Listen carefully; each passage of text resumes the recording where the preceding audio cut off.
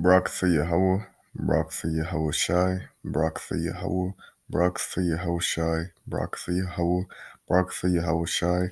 I like to give all praise, honor, and glory to Yahweh, Ba'ashem, Yahweh Shai, Ba'ashem Kakadash.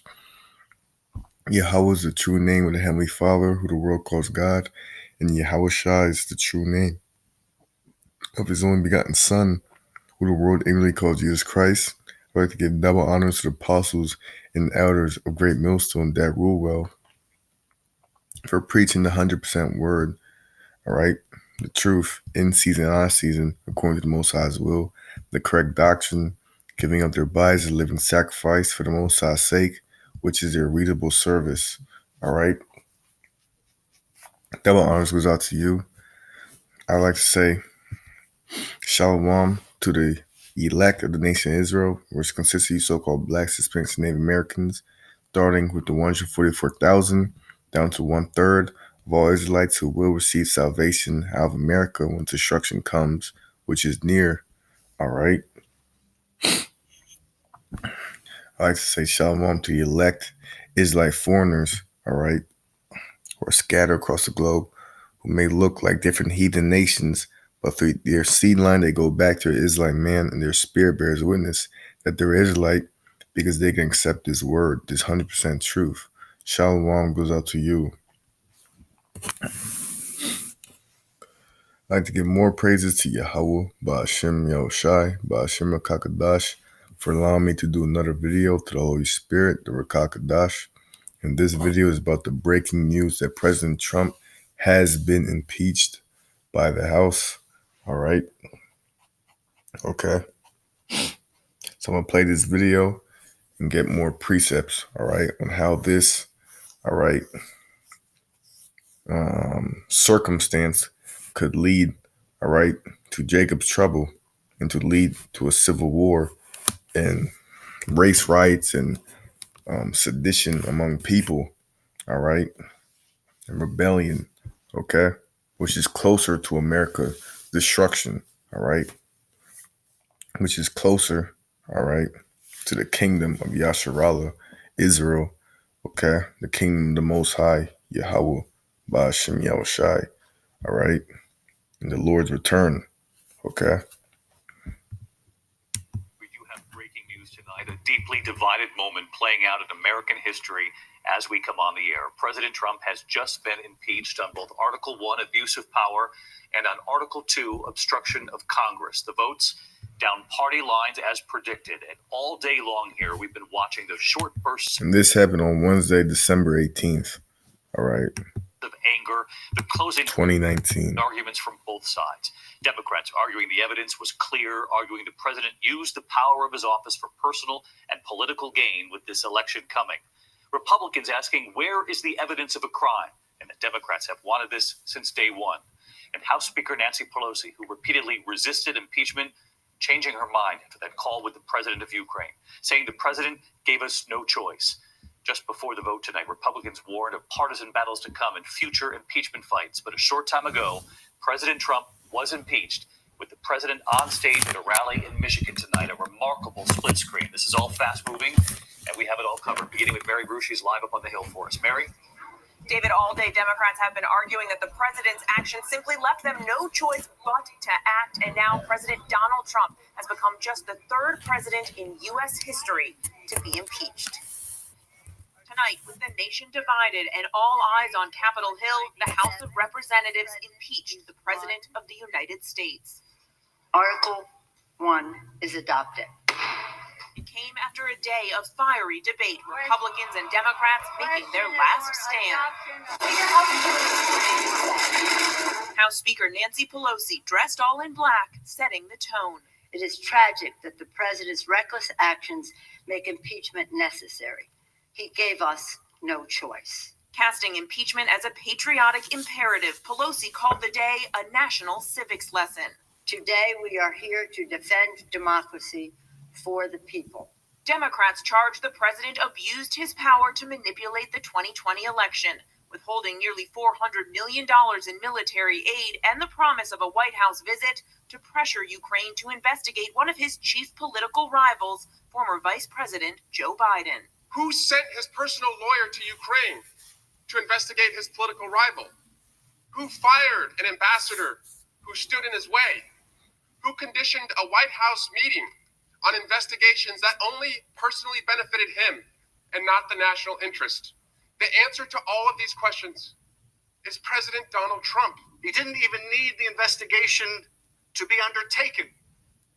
Just simply announce to the public the smear of his opponent,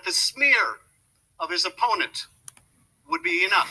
Democrats argue Trump is a clear and present danger to the next election. He solicited foreign interference before, he is doing it now, and he will do it again. The president is the smoking gun. But Republicans say Democrats are on a partisan crusade, eager to oust the president.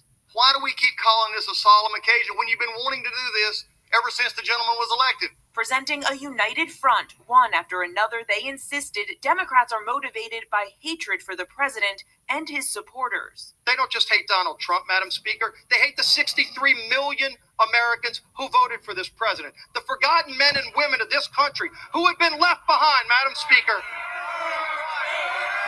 The president's defenders using Trump's own words. It's a sham, a witch hunt, and it's tantamount to a coup against the duly elected president of the United States. They insist the president has not committed an impeachable offense. Unlike the Nixon and Clinton cases, there are no allegations that the president has committed a crime. I'm hearing a lot from my colleagues on the other side of the aisle, except a defense of President Trump's conduct, which is indefensible.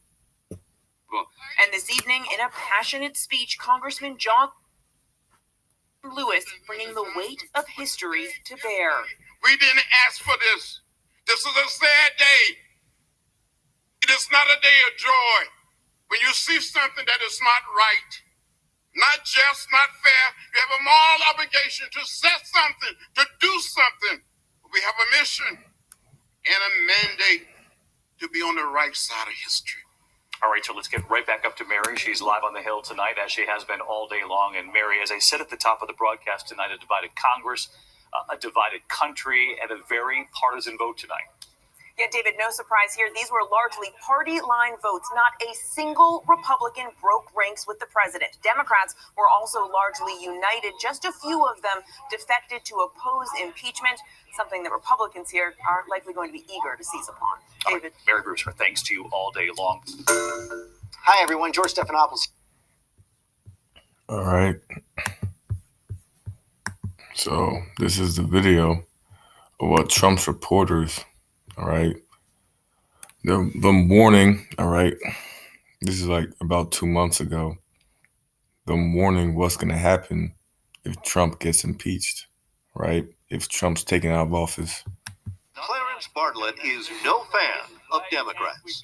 Them blind Democrats and all them takes is ruined this country, and we're trying to get it back. Outside this Trump rally near Asheville, North Carolina, I ask him, what's going to happen if Trump wins? His answer's a shock. Oh, they'll kill him if he gets elected. That's how bad they are. They're the most evilest people I ever seen, lying to deny. Who would kill him? Well, the Democrats, the ones that's trying to cause riots and everything, it's obvious it's in the news. Bartlett isn't the only one predicting violence. Janet Stengel thinks it could happen if Trump loses. Personally, I think it could turn into a civil war because they're Really think that? absolutely. First of all, I think that we're going to have terrorist attacks, and we have all of these protests and all of that, and so I think people are going to be very upset. I found Ann Brooks quietly waiting in line. She's a Clinton supporter and proved Trump backers don't hold the monopoly on ugly talk. What are you doing here? I think I wanted to experience what it's like to be in a room with a sociopath. I ask if she's willing to live with a Trump victory. I might move to Canada. Truly. Because I think there will be blood in the streets. I really do think that's going to happen. I think it may happen either way. Who would cause that? I think either side could. As troubling as this talk is, most we speak to say they do not expect violence. When this campaign is over, do you think as a nation we can come back together again? Oh, we have to. This is the greatest country in the world. Do you believe that as a nation we could heal? We could get over what has been? America's the most wickedest queendom ever established, all right? But to the spell of a simple-minded, average day American, they think it's the greatest country because of what America tells them and shows them on the media. Simple. In a very hard-fought campaign. America's the most wickedest, all right?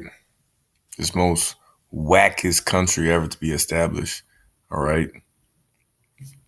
And this could go down, all right, in the greatest fashion ever, all right? The Most High, Yahweh, the Creator, has a controversy with this place, America. God hates America, all right? Boy, I would hope so.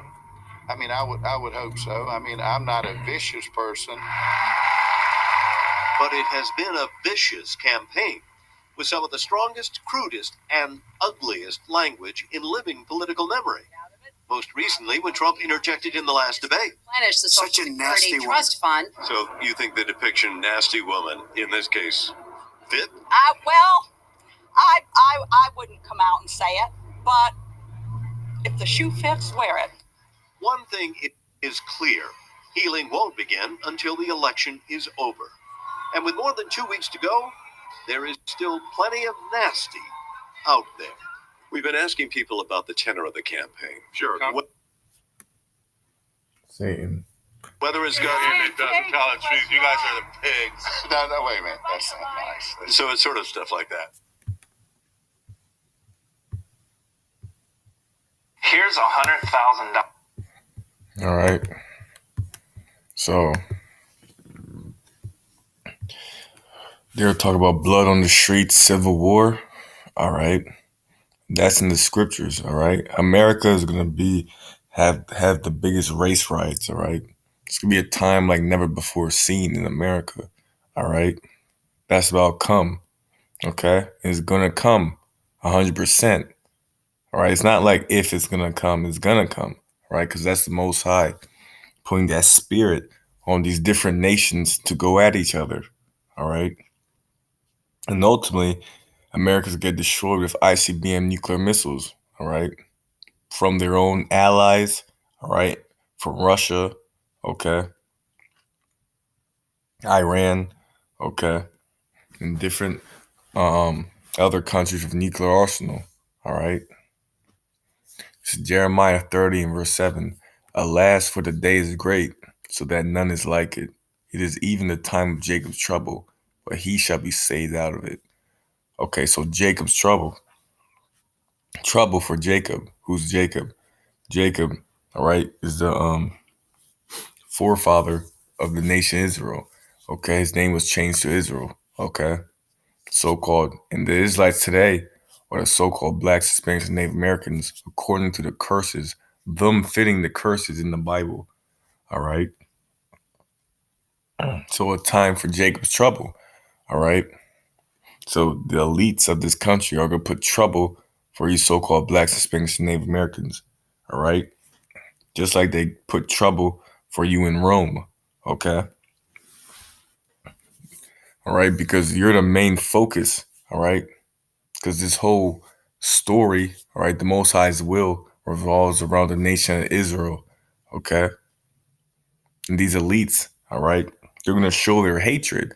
All right. Because they know their country, all right, is going to go down.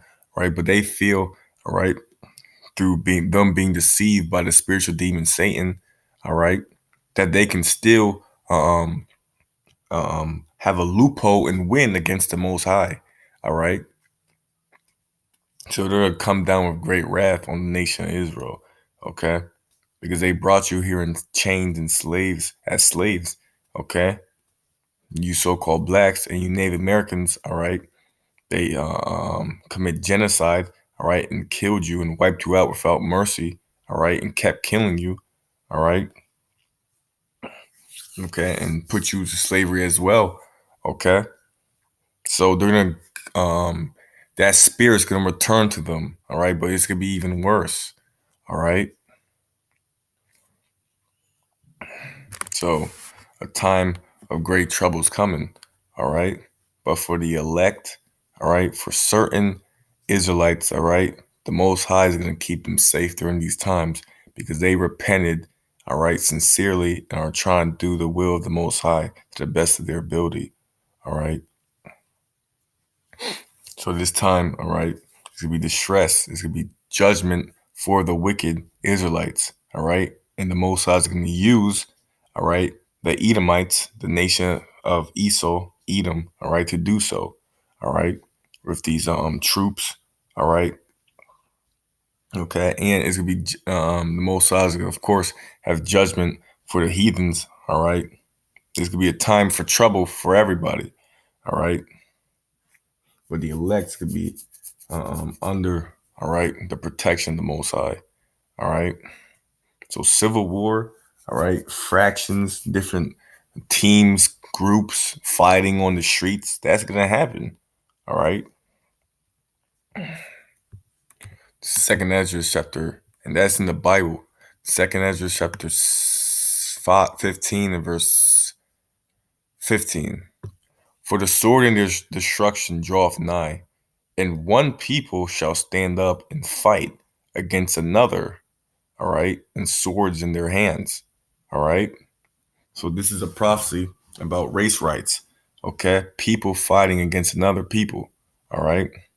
For there shall be sedition among men and invading one another, all right? And the word sedition, okay, if you get the etymology of it, it will say rebellion, uprising, revolt, okay? Concerted attempt to overthrow civil authority, violent strife between fractions, civil or religious disorder, all right? So there shall be sedition among men in invading one another, and they shall not regard their kings nor princes. In the course of their actions shall stand in their power. And a man shall desire to go into a city, shall not be able. All right? So martial law, okay? A military-like state, okay, is going to come to America, all right? All these Americans are in comfort, all right? But that's the Most High just setting them up for a big trap, all right? For because of their pride, the cities shall be troubled, the houses shall be destroyed, and men shall be afraid. Okay? Because of their pride. Okay? Okay? These elites, right? Their pride, these Edomites, their pride, the wicked 2/3 of the nation of Israel, their pride and wickedness. Okay? A man shall have no pity upon his neighbor, but shall destroy their houses with the sword and spoil their goods because of the lack of bread and for great tribulation. So it's going to be utter chaos in the streets of America. All right. It's going to be rapid. Okay. So that's what's coming. All right. And this Trump impeachment. Okay. All right. It's just another sign pointing, all right, to the downfall of this country. All right. So, all right. This is Daniel chapter 12 and verse 1. And at that time shall Michael stand up, the great prince which standeth for the children of thy people, and there shall be a time of trouble, such as never was since there was a nation, even to the same time. And at that time thy people shall be delivered, every one that shall be found written in the book. So a time of trouble, okay? Michael, the archangel, is going to actually come down, all right, and protect, all right, the elect, okay? The great prince, all right? Michael, the archangel, all right? So this is going to be a very serious, perilous times that are about to come to America. The day of the Lord is darkness and not light, okay? Judgment, all right? Sorrow, fear, okay?